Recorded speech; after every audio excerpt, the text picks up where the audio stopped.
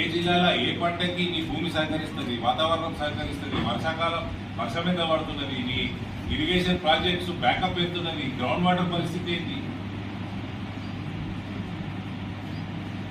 దాని తగ్గట్టు పంట ఏమన్నా మార్పిడి చేపిద్దామా, రైతులకు అవగాహన కల్పిద్దామా.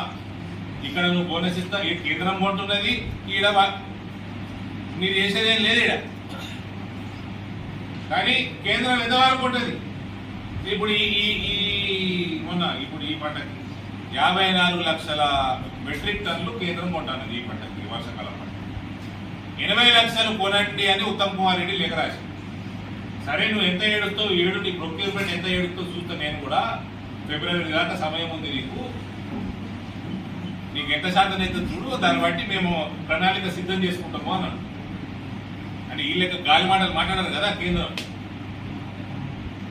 నేను 4,000 పెన్షన్ ఇచ్చేస్తాం, మేము బంగారం ఇంటింటికి పంచి పెడతాం, రైతులకి బోనస్ ఇచ్చేస్తాం, 15,000 చేసేస్తాం, రైతు బంధు